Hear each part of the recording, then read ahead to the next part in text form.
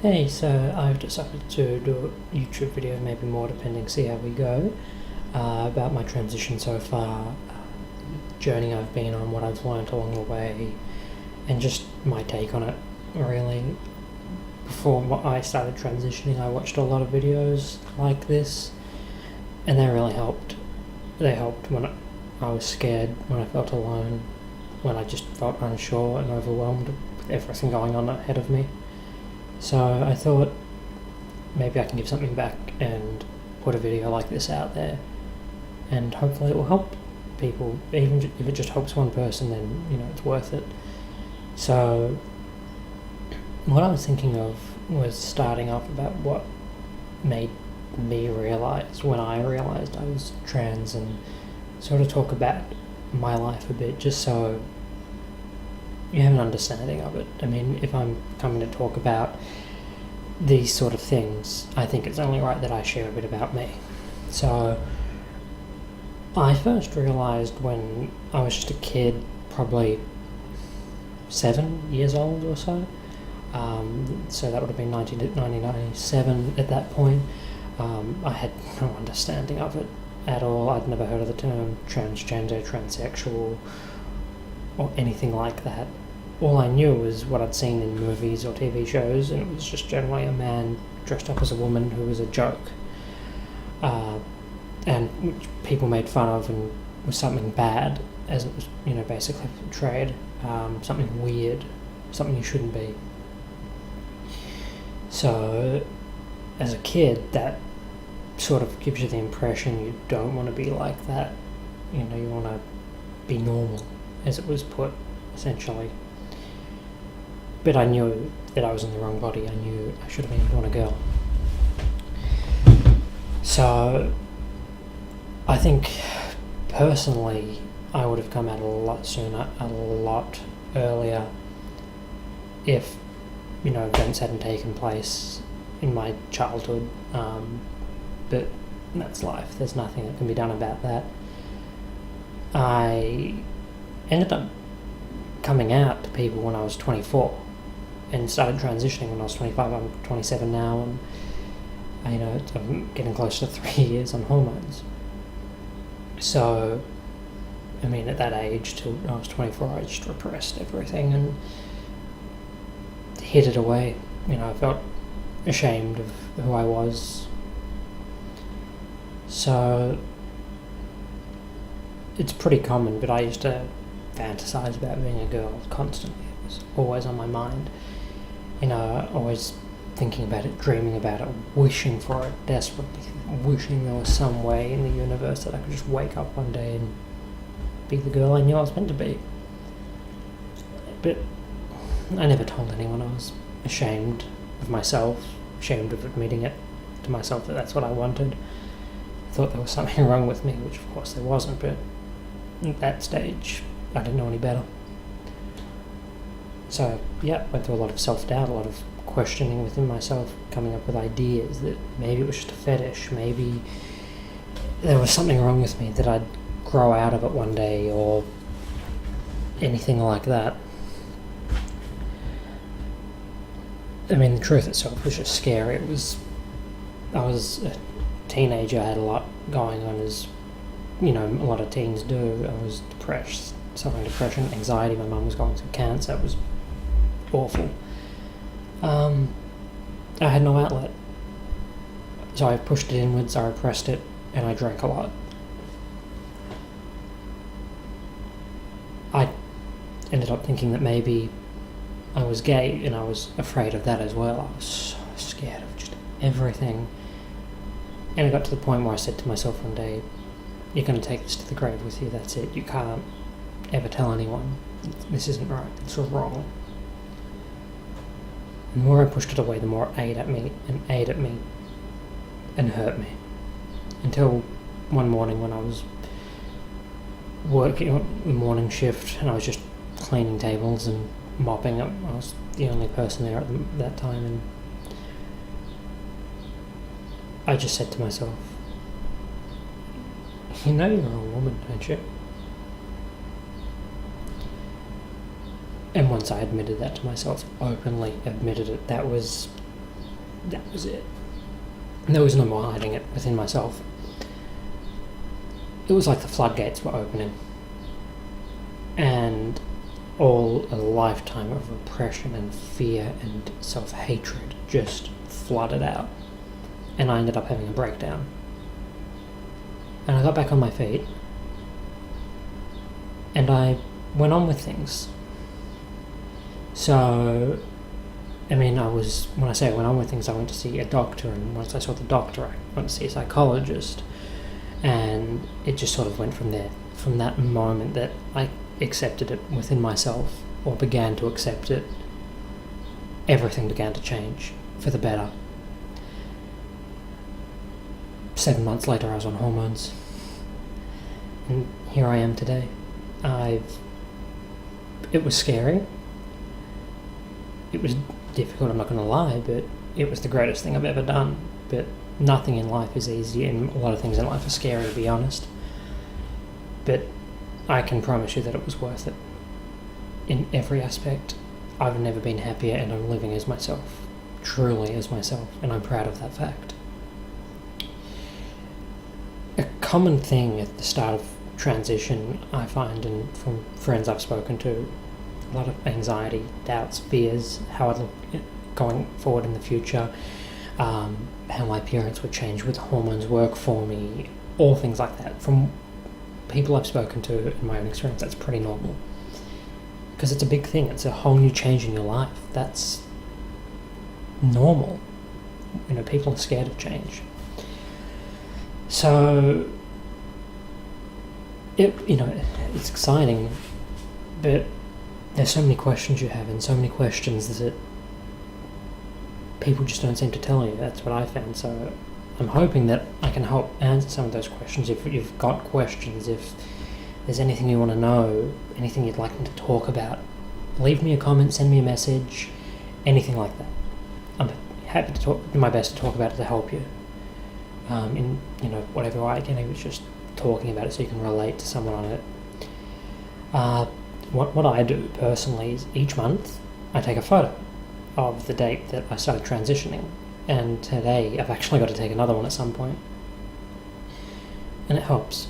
It helps to see how far I've come, to look back at the old photos and see that person I was, it's not me. See the changes I've gone through and see how drastically my appearance has changed. It really helps to combat dysphoria, which can be hard to fight against at times. Another thing is not having really much exposure to the LGBTIQ plus community before coming out in any aspect, and seeing it from the outside can be pretty overwhelming. I mean, there's so much politics and media attention with it these days. It's huge. So, I mean, it's a huge and diverse place, and honestly, it's wonderful. There's so much love and care and support. It's so diverse. And you meet some wonderful people if you can reach out, and I really hope that you can in some way. If you can't, that's understandable. Even little bits, there's so many resources out there, counselling services, groups, anything, there's so much out there, just have to reach out for it. I just want to say that, however, that like every community, everyone's just a person at the end of the day. We're all just people. Some people, are just absolutely wonderful and want nothing more than to help you. Some people aren't so pure in their intent. Others mean well and are just misguided. I don't want to go into it too much, but that's just my experiences. I'm not trying to demonize anyone, say anything bad about anyone. I'm just talking about my personal experiences from what I've seen so far. So, transition itself can be pretty overwhelming at times. It's not exactly an easy thing to tackle, to say, do this and it's all going to be easy. It's not how it works. But it's manageable. It can be done. So what I found is, I was talking with friends and people I know about going through transition or have been through transition, and this may seem obvious, but find a hobby. If you already have one, fantastic. Pour time into it. Pour time into it when you're anxious, depressed, dysphoric, waiting. There's so much waiting. And the time will fly by, but it doesn't always feel that way. If you can pour time into something and focus on it and just work on it, I mean, writing, drawing, playing video games, gardening, machine work, anything you can focus on and channel into, it helps a lot. And like I said, I know this probably sounds obvious, but sometimes the most obvious things, the most helpful things are right in front of us we don't see. So I thought it was just worth putting out there. Just try to remember as well that transition, with how overwhelming it can be, won't take place overnight. You don't have to jump into anything. You can take as long as you need. There's no too late time to start transition. There's no too early time. It's all about you. This is about you, about becoming yourself. It's learning to love and accept yourself for who you are. And that's really important. I mean, take working for example. Working can be really hard with transition, and not everyone is able to transition because not everyone is working, or monetary costs or anything like that. And it was a couple of years for me before I could get into full-time work with my transition. But I've done it. And once I've broken that threshold, it's amazing. It helps. I know I'm working towards my goals, building my life. My transition is not my life. It is a part of my life. And that's an important thing to remember. Because when it feels all overwhelming, it's important to remember that this is part of my journey. It's not my destination. Each day I shape who I want to be. I become that person a little bit more every day. I mean, and then when it comes to transitioning, don't feel pressured to be masculine or feminine or anything at all. Society says, women are meant to be feminine and this and that, and that's just crap. It's how you feel. It's what you want. No one can tell you otherwise. No one can tell you you're wrong. It's entirely up to you. It's how you feel within yourself, and that's what matters. Remember, this is all about you. And sometimes you just need to brush off what people say and ignore them. And that's easier said than done. It's something I'm still learning to do. But I'm happier for it. I'm more confident because I don't let what people say, they don't think this or that about me, or certain ways they may feel about me because I'm trans. That's their loss. If they're going to have such a closed-minded opinion on me, then okay, so whatever, that's their problem, not mine. I mean, experiment with things, clothes, makeup, anything at all, anything you might have an interest in, but you're nervous about because of, it might be a feminine thing, it's a masculine thing. I remember the first time I bought nail polish, I was shaking, and it was this blue one, dark blue. And I was set on it, and just set on this particular colour, nothing else I wanted. And I put it on, and it just left it so much dysphoria, and it felt wonderful. And it just brought a warmth and happiness into me that I hadn't felt before, because I found something I truly enjoyed, something that was for me. And when you do find those things that make you happy and comfortable with who you are, it's empowering. And that's really important, to be able to feel empowered. And transition, when you get going and you can start to look in the mirror and be happy with who you see, it's a really empowering feeling. It's a wonderful feeling. It's great. The last thing I wanted to talk about today was where I've had my courage to transition and to keep going. And the thing with transition, it takes a lot of courage, yeah. But so do so many other things in life. Sometimes it takes courage just to get up and get out of bed in the morning. I know that. I'm sure a lot of other people do too. And transition can be scary at times. And there's so much waiting and scary. It's not a nice combo. I'm not gonna lie and say it's all easy. It's not. But you can do this. If you're questioning, if you're coming out to people, if you've just come out to your whole self, you've taken these steps. And you should be really proud of yourself, because you're doing what's best for you. And if you decide, okay, I'm not trans, maybe I was just curious, maybe I'm gender fluid or non-binary, anything like that, you're taking steps to discover who you are, and that takes real courage.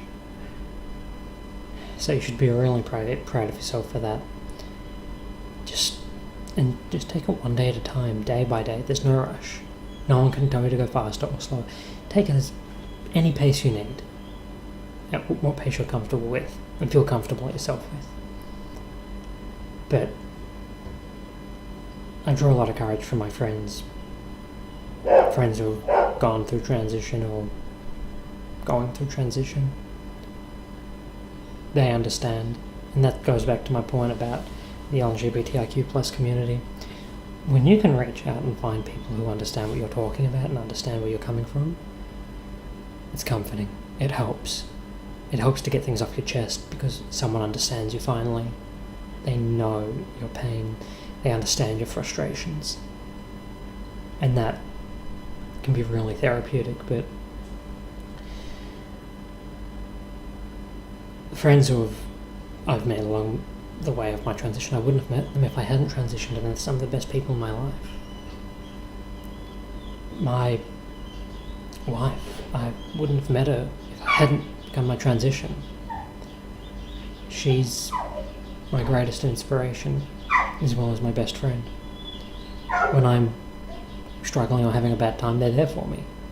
They pick me up and they help me keep going till I'm able to get back up again on my own.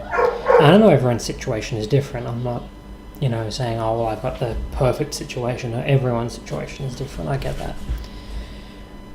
But the most important place to draw courage from is from within yourself, because that's where it starts. That's where this entire journey starts. In here. And you can do it, because you already are. In some aspect, in some way, you're already doing it. You may not feel courageous or strong at times, but you are.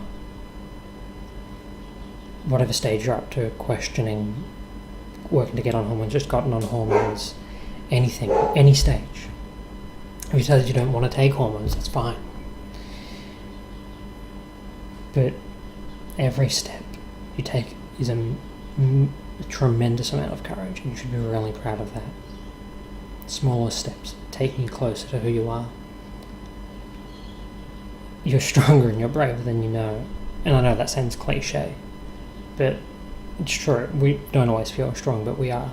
Because we keep fighting every day.